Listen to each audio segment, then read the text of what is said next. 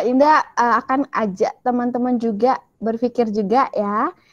Nanti ada pertanyaan, apa menurut Anda yang paling menentukan dalam kesuksesan sebuah bisnis? Menurut teman-teman apa? Mbak Dinda coba pengen tahu, nanti chat. Yuk chat. Apa menurut Anda yang paling menentukan dalam kesuksesan sebuah bisnis? Pilih satu yang paling menentukan dalam kesuksesan sebuah bisnis. Yuk chat. SDM, ada lagi. Fokus, ada lagi. Semangat Pak Danang. Super tim. Oke, ada lagi. Apa yang paling penting, yang paling menentukan kesuksesan suatu bisnis? Kejujuran, pelayanan, oke. Leadership, oke. Ownership, oke. Pelayanan yang ramah, jujur dan ulet niat. Apalagi nih? Yang lain yuk, support system, SDM. Ada lagi? Tim yang hebat, komunikasi, pola pikir, ada lagi sistem kerja, ada lagi leadership, oke. Hampir. Oke, kita bahas. Kita bahas. Apa menurut Anda yang paling menentukan dalam kesuksesan sebuah bisnis? Adalah benar yang tadi teman-teman bilang, marketing penting, SDM penting, apalagi tadi? Keyakinan penting. Apalagi tadi? Bentar. Sedekah yang banyak penting. Mau belajar dan istiqomah itu juga penting. Teamwork itu juga penting. Attitude juga penting. Niat juga penting. Tapi ada satu hal yang paling penting teman-teman. Dan ini harus dicatat ya. Harus dicatat. Ada jawaban yang benar nih. Berarti yang benar ini sudah menerima ilmunya. Jawabannya adalah marketing penting, SDM penting, finance penting, kemudian apa lagi? Operation penting. Tapi ada satu hal yang paling penting adalah jawabannya adalah ownernya. Ownernya atau leadernya. Dicatat ya teman-teman ya. Yang paling penting dalam menentukan suatu bisnis menjadi sukses itu marketing penting, semuanya penting, semuanya penting. Yang paling penting di antara semuanya adalah siapa ownernya, siapa leadernya. Oke? Kenapa? Karena dialah yang akan menentukan mau dibawa kemana bisnisnya. Karena nakoda kapal dan pengambil keputusan dan kebijakan. Oke, keren banget. Bener banget teman-teman. Nah, di sini para owner dan leader ya, leader para jenderal, kita memiliki peran yang sangat penting untuk menentukan bisnis kita, untuk menentukan kesuksesan dari bisnis kita. Oke? Pikiran kita, perilaku kita dan kebijakan-kebijakan yang telah kita buat, itulah yang akan menentukan bisnis kita akan menjadi sukses atau tidak. Oke, setuju ya dari sini ya? Mbak Dinda juga seorang calon owner yang sekarang adalah seorang leader gitu kan. Ini adalah ilmu yang sangat penting. Nah, teman-teman juga harus begitu mikirnya. Ya. Mbak Dinda harus tahu akan dibawa kemana gitu. Outlet yang sedang Mbak Dinda pimpin. Dan kesuksesan itu ada keputusannya ada di Mbak Dinda. Apakah Mbak Dinda ingin membuat outlet ini omsetnya 1 M per bulan atau cuma 100 juta per bulan gitu. Oke. Nah, ini yang ditunggu-tunggu. Permasalahan SDM apa yang paling membuat kepala punyeng? Pakai banget di share. Di chat.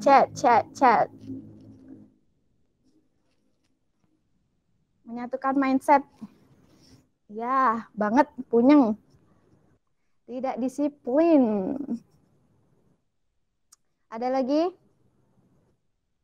Keluar masuk. Keluar masuk. Attitude kurang bagus, bermental block semuanya SDM-nya. Itu harus diikuti miliarder mindset. Menganggap dirinya berpengalaman dan paling senior. Wah, senioritas nih. Kerja semaunya sendiri tidak sesuai SOP ya. Banyak mental block, oke. Merasa pekerjaan mereka lebih banyak dari yang lain saat diberikan tugas. Kurangnya rasa tanggung jawab, banyak maunya. Banyak maunya. Loyalitas kurang. Nah, ini nanti kita bahas juga loyalitas. Tidak mau menerima masukan dari kita. Attitude-nya minus. Masya Allah, siapa itu Mbak? Oke, banyak banget teman-teman memang permasalahan SDM. Lebih kompleks ya permasalahannya. Mungkin kalau finance, mereka akan permasalahannya dengan angka-angka gitu kan.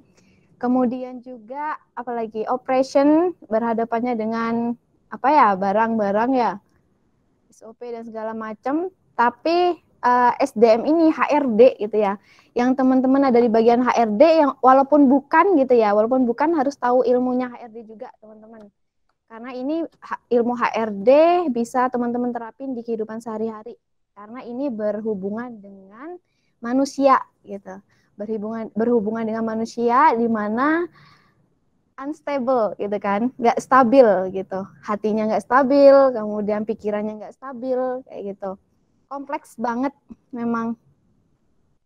Oke, ini adalah hot topic kita malam ini teman-teman. Resign, karyawan keluar masuk, resign. Oke, kita mulai bedah buku kitab HRD yang ada pada di bab 1. Teman-teman yang punya bukunya boleh dibuka ya, dibuka. Kalau teman-teman yang masih belum punya, nanti langsung hubungi Mbak Ruth atau Mbak Ava atau Mas Aidil boleh. Mana aja boleh yang ibu-ibu sama bapak-bapak suka. Yang mana kalau suka Mbak Ruth ya udah di chat Mbak Ruthnya. Kalau suka Mas Aidil di chat Mas Aidilnya. Oke. Siapkan pulpen dan buku catatan. Yang lagi di jalan bisa deh, boleh deh pakai handphone boleh. Pokoknya dicatat ya, teman-teman. Ini adalah ilmu yang sangat mahal dan Mbak Dinda mempelajari ini penuh dengan tangisan, penuh dengan darah.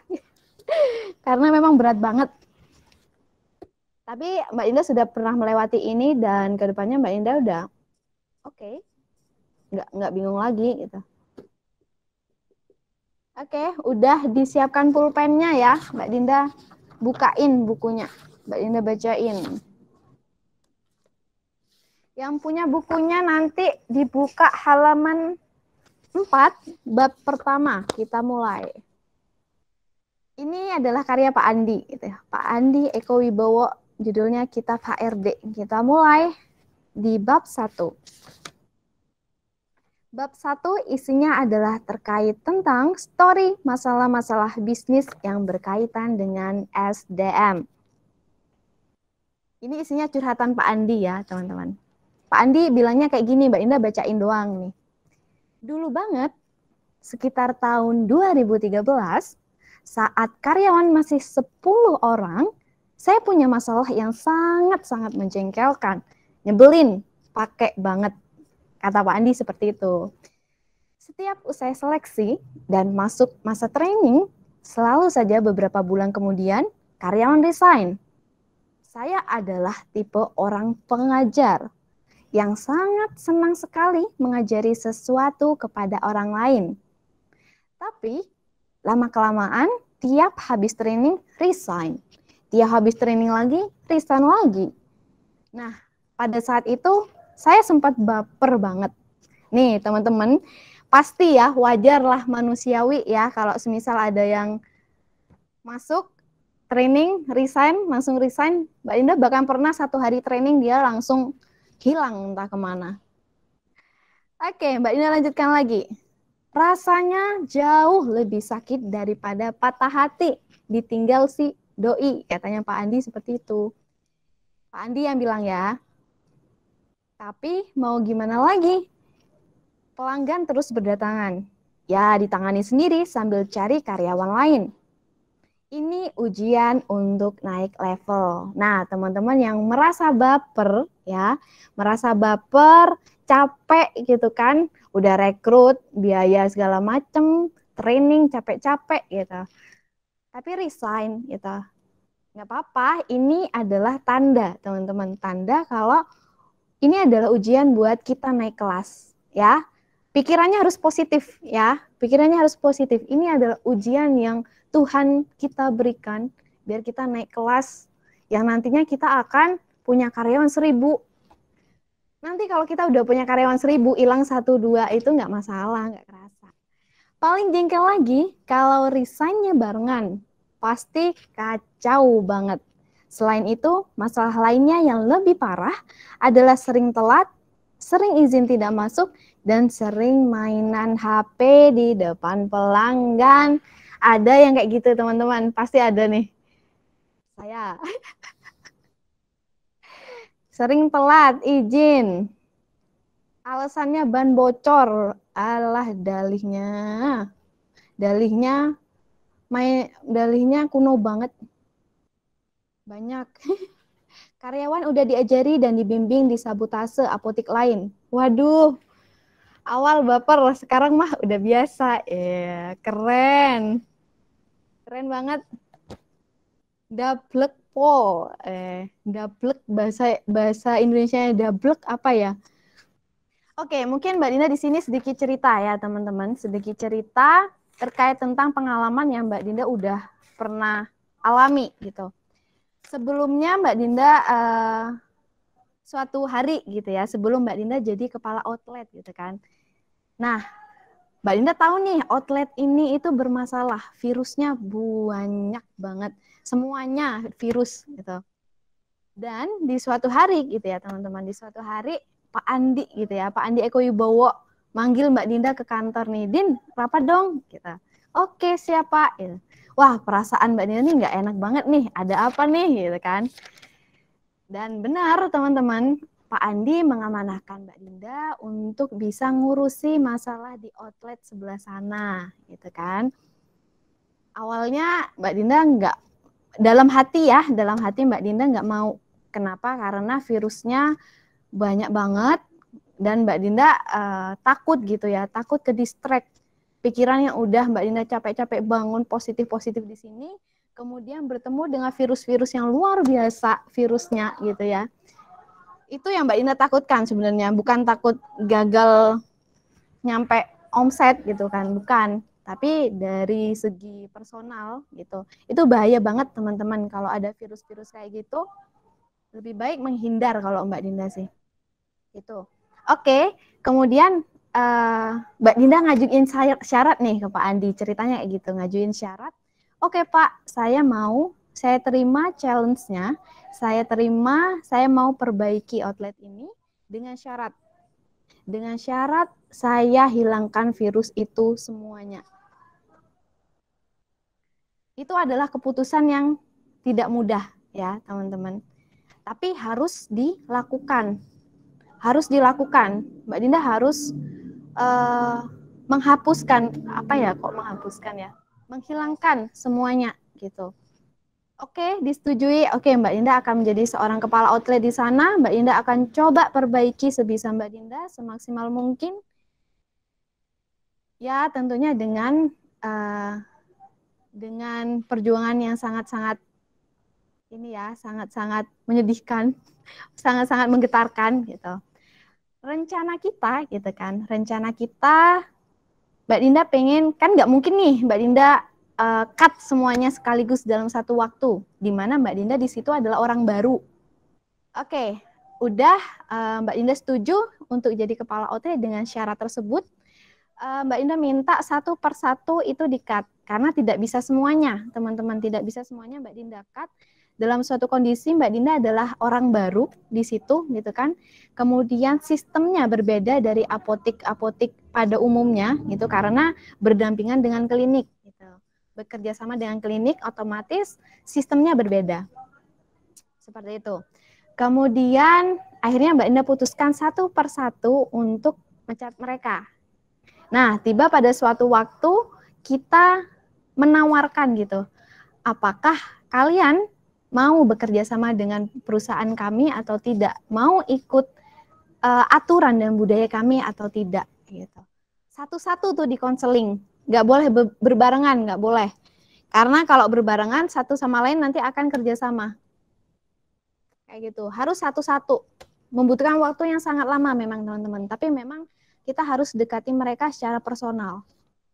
Dekati mereka secara personal, kulik mereka, emosi mereka secara personal gitu. Kemudian Mbak Dinda satu-satu. Nah, pada saat itu Mbak Dinda mau panggil tuh semua orang, semua anak-anak itu, 6 orang itu. Dan tiba-tiba kok nggak muncul-muncul gitu kan. Ternyata mereka berdiskusi di belakang dan merencanakan sesuatu hal yang sangat-sangat nggak banget gitu ya. Mereka bekerja sama untuk tidak melanjutkan kontrak dengan Mbak Dinda, gitu kan, tidak melanjutkan kontrak pada dalam satu waktu itu. Dan ketika Mbak Dinda meminta keputusan itu, ya karena Mbak Dinda sudah tahu nih arah jalan mereka, Mbak Dinda akhirnya oke, Mbak Dinda nggak bisa kerja lagi sama kalian. Kayak gitu. Udah pada saat waktu itu Mbak Dinda tanda tangan, mereka tanda tangan di atas kertas bahwa mereka tidak mampu untuk mengikuti budaya kita, tidak mampu untuk mengikuti aturan kita. Ya akhirnya semuanya selesai, 6 orang itu dalam satu waktu. Kayak gitu. Mbak Din, gimana sama apoteknya? Oke, karena itu keputusannya Mbak Dinda untuk menyudahi mereka semua, membinasakan mereka semua 6 orang, Mbak Dinda akan ambil resiko untuk menjaga apotek itu 24 jam. Karena Mbak Dinda di situ adalah seorang kepala outlet, itu berat banget ya teman-teman, berat banget. Ada 2 opsi pada saat itu di pikiran Mbak Dinda. Ada 2 opsi. Opsi yang pertama adalah Mbak Dinda kabur juga. Ada 2 opsi. Yang pertama Mbak Dinda kabur juga, yang kedua Mbak Dinda hadapi. Yang pertama, opsi pertama kabur. Mbak Dinda mikir berulang-ulang tuh ya. Mikir berulang-ulang, kalau semisal Mbak Dinda kabur ya sebagai kepala outlet, apa yang akan Mbak Dinda korbankan gitu. Ketika Mbak Dinda memutuskan opsi untuk kabur, akan ada yang hilang, itu pasti. Yang hilang apa? Yang hilang adalah kepercayaan owner yang pertama. Yang kedua adalah mimpi Mbak Dinda udah hilang kalau Mbak Dinda nyerah pada saat itu. Kayak gitu. Oke, karena mimpi Mbak Dinda jauh lebih besar daripada rasa takut Mbak Dinda, dan teman-teman juga harus seperti itu. Teman-teman harus punya mimpi yang jauh-jauh lebih besar daripada rasa takut yang ada di dalam pikiran atau di dalam hati kita.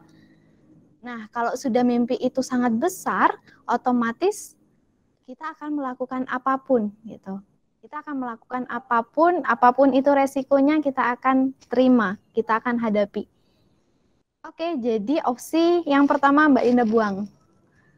Karena kalau semisal hal itu terjadi untuk yang kedua kalinya, Mbak Dinda akan stuck di tempat yang sama, nggak bisa menyelesaikan lagi.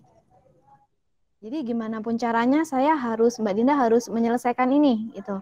Teman-teman juga kalau ada masalah, gitu kan, ingat deh, kalau semisal teman-teman nyerah, berarti ke depannya ketika ada permasalahan yang sama, kalian tidak akan mungkin bisa menyelesaikan permasalahan itu.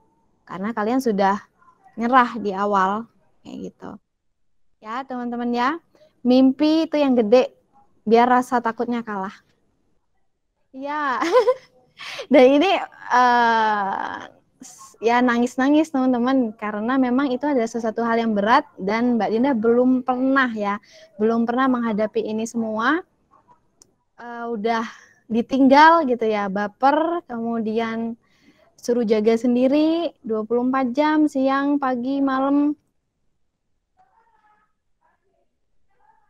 Dan itu sangat menggetarkan banget ya teman-teman, menggetarkan banget. Tapi ya tetap pada pendirian gitu. Pasti ada jalan kalau kita mau. Dan owner kita ya teman-teman, percaya deh, owner kita itu nggak akan tutup mata, ya. Nggak akan tutup mata. Mereka adalah orang-orang yang sangat-sangat baik. Orang yang sangat peduli dengan kita, gitu. Ya akhirnya Pak Andi dengan sangat hebatnya, dia cari solusi. Dia minta bantuan ke mahasiswanya gitu buat bantuin Mbak Dinda gitu. Alhamdulillah dalam 3 hari itu, hari keempat berarti itu sudah ada yang bantuin, ada yang bantuin mahasiswa dan dan Mbak Dinda terbantu banget gitu, terbantu banget.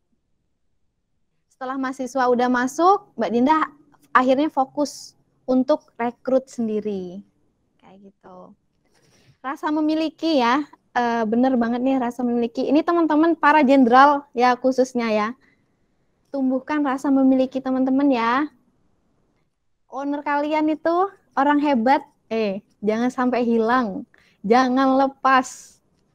Nah, para owner untuk karyawannya yang siap nih, maksudnya yang siap dengan ikhlas, dengan semangat gitu untuk bisa ikut dengan owner gitu ya. 24 jam, Mbak Dinda tuh siap 24 jam. Mbak Dinda lanjutkan bacanya. Nah, lama-kelamaan saya terus mikir, pasti ada yang salah dengan sistem karyawan.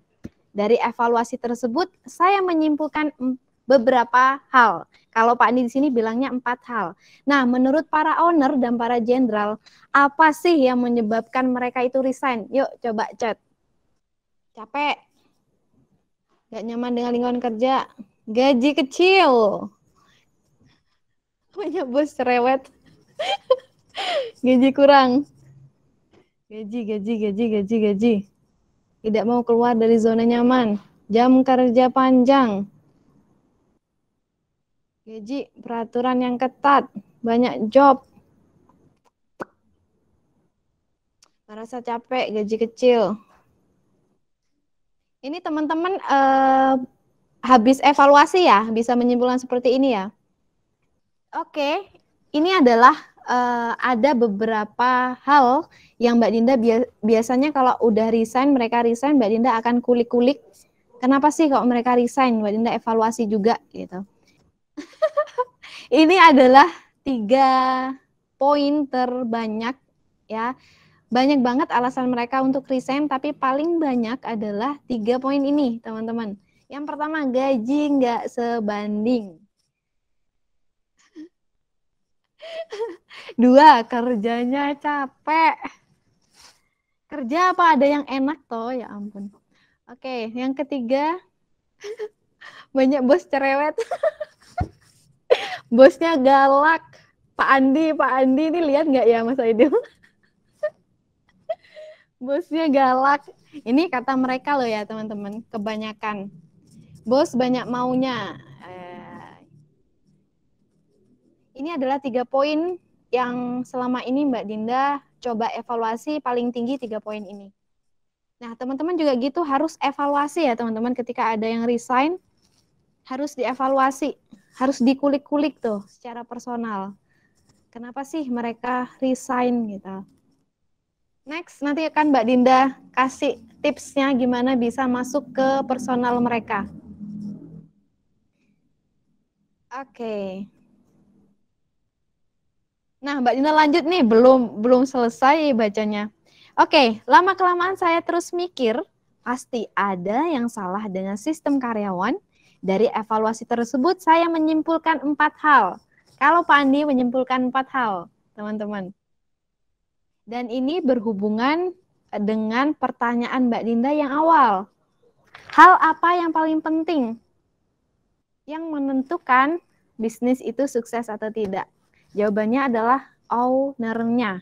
Di sini Pak Andi menyebutkan di dalam bukunya di kitab HRD, dari evaluasi tersebut saya menyimpulkan 4 hal.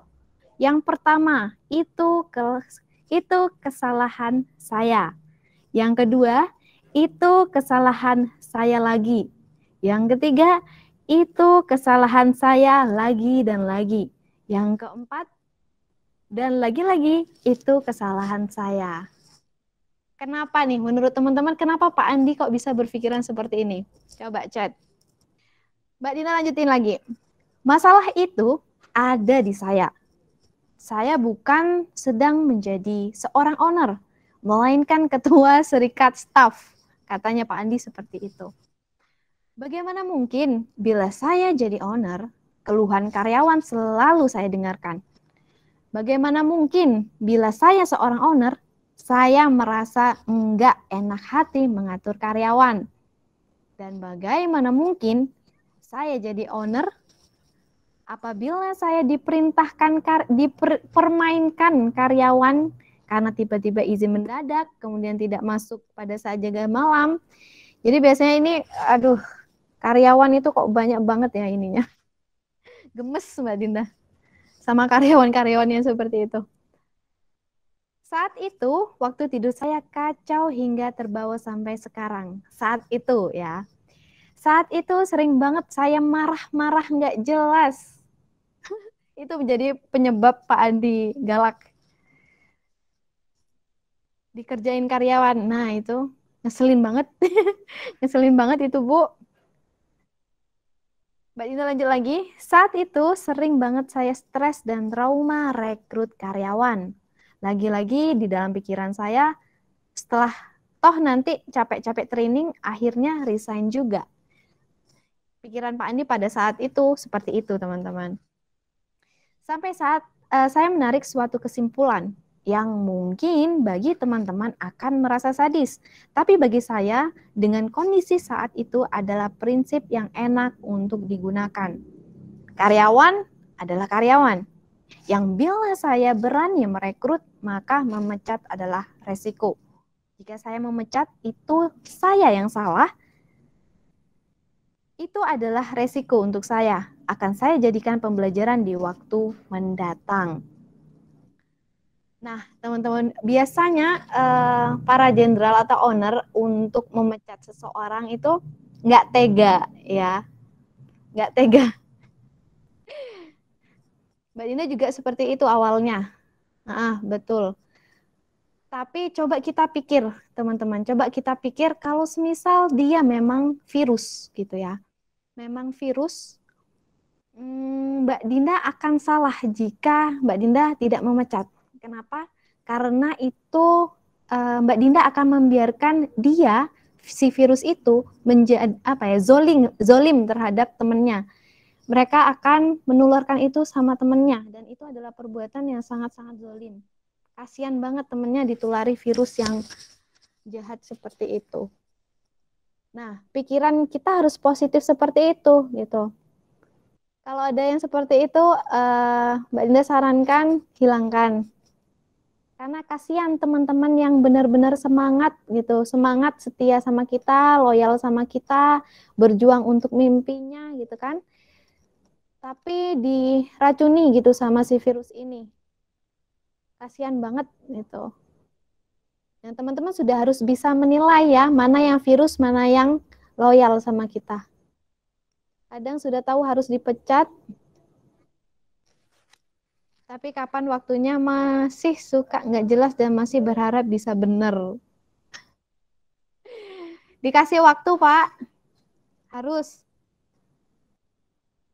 Kalau semisal ada yang bermasalah, kita konseling 1 kali, 2 kali. Jangan lama-lama, sebulan kelamaan, Pak. Seminggu aja, jangan lama-lama. Seminggu nggak berubah, udah selesai. Sepekan cukup. Sepekan cukup, Pak. Kalau sebulan nanti takutnya virusnya udah berkembang ya. Nah, dalam waktu 1 minggu itu, kita persiapkan juga, Pak. Persiapkan amunisi untuk yang baru, gitu. Nah, ketika udah selesai, seminggu kita proses, kita dapat, ya udah, di-cut aja. Gimana caranya biar nggak mendadak resign-nya? Yang pertama, ada banyak cara ya, ada banyak cara. Tapi yang biasanya kita pakai adalah ini. Yang pertama surat parkelaring. Nah, biasanya ditujukan untuk BPJS. Kalau untuk narik BPJS, tabungan BPJS, dia harus membutuhkan ini. Oke, teman-teman. Jadi dari segala macam permasalahan SDM gitu. Hot topic kita malam ini adalah apa? Resign. Resign, karyawan resign mendadak, resign bebarengan, resign rombongan. Itu akan menjadi permasalahan yang sangat-sangat krusial dan rekrutmen itu penting. Pertanyaanku Mbak, bentar. Rekrutmen itu penting, penting banget. Next Mas, kenapa kok itu penting? Biasanya teman-teman lebih fokus kepada gimana caranya kita mengajari atau mentraining karyawan kita, gitu ya. Itu penting juga, penting banget. Tapi rekrutmen ini adalah kalau Mbak Indah jauh lebih penting karena apa ya? Jaring awal, penjaring awal, apa iya namanya istilahnya? Tim yang hebat berawal dari rekrutmen yang tepat. Biasanya kalau orang-orang dewasa, orang tua gitu dilihat bibit, bebet, dan bobotnya. Tim yang hebat berawal dari rekrutmen yang tepat. Tim yang hebat sebenarnya itu sudah personalnya masing-masing yang hebat. Cuman kita apakah bisa memilih orang yang tepat? Nah itu memang ada caranya sendiri. Next, Mas. Nih, sebagai owner atau HRD ya, sebagai owner atau HRD wajib hukumnya untuk mempelajari hal ini, Pak, Bu. Sebagai owner, as an owner atau HRD harus memiliki kemampuan dalam menentukan atau memilih who yang tepat. Dan ini adalah Pak Andi bisa, Pak Andi sebagai owner bisa, dan para owner yang lain juga harus belajar ini, ya Pak, Bu, harus belajar ini. Untuk menentukan seorang leader, kita harus bisa tuh, siapa yang tepat untuk mengurusi outlet 1, siapa yang tepat untuk mengurusi outlet 2, siapa yang tepat untuk mengurusi HRD, siapa yang tepat untuk mengurusi marketing. Dan ini tugas owner untuk menentukan dan memilih bersama dengan HRD tentunya. Oke, ini penting teman-teman, buat teman-teman catat. Garis besar rekrut. Harus mencari orang yang seperti apa. Dicatat ya teman-teman. Yang pertama, mau melakukan. Yang kedua, pernah melakukan di bidang yang sama. Dan yang ketiga, pernah mencapai target yang kita harapkan di bidang yang sama. Ini 3 poin penting. Ini kalau menemukan orang yang seperti ini, keren banget. Oke, garis besar merekrut adalah memilih. Memilih orang yang mampu melakukan. Dan di sini definisi mampu menurut guru saya adalah yang pertama, mau melakukan. 2, pernah melakukan di bidang yang sama. Yang ketiga, pernah mencapai target yang kita harapkan di bidang yang sama. Nah, faktanya ya ibu-ibu, para owner, bapak-bapak, dan para jenderal, faktanya biasanya orang-orang yang memiliki 3 kriteria di atas adalah orang-orang yang berpengalaman, yang artinya itu akan memakan atau melebihi budget kita sebagai pembisnis, apalagi pembisnis yang masih kelasnya startup, masih kelasnya baru gitu ya, masih baru 3 outlet, 5 outlet. Maka harus seperti apa? Next Mas. Harus seperti apa?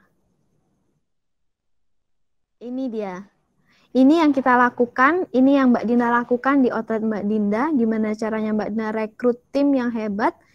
Adalah Mbak Dinda sudah menentukan kriteria akan apa ya, tim yang seperti apa yang akan Mbak Dinda bentuk, tim yang seperti apa, orang-orangnya yang seperti apa, itu Mbak Dinda sudah pikirkan dari awal.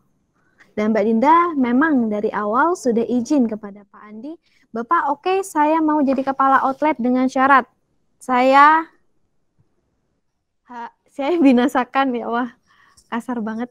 Saya hilangkan virus-virus yang ada di dalam semuanya dan izinkan saya untuk membentuk tim ideal saya. Dan tim ideal Mbak Dinda adalah yang pertama, mau melakukan. Yang kedua, mau belajar untuk mencapai target. Yang ketiga, mau dilatih. Dan 4, karakternya bagus. Nah, orang-orang yang seperti ini, biasanya mereka yang fresh graduate, ini adalah orang-orang yang seperti ini. Jiwa belajarnya tinggi banget. Tapi ada kekurangannya juga, ya teman-teman, ada kekurangannya juga ketika kita merekrut orang yang belum berpengalaman. Itu akan memakan energi kita. Kita harus menjadi orang yang sangat-sangat ikhlas untuk melatih mereka menjadi pribadi yang sangat luar biasa, dan kita harus dengan sukarelawan, dengan rela, dengan ikhlas gitu membangun tim ini menjadi tim hebat, karena butuh energi yang sangat-sangat besar. Tapi efektivitasnya gede banget. Loyalitasnya gede banget kalau bisa mendapatkan orang-orang yang seperti ini.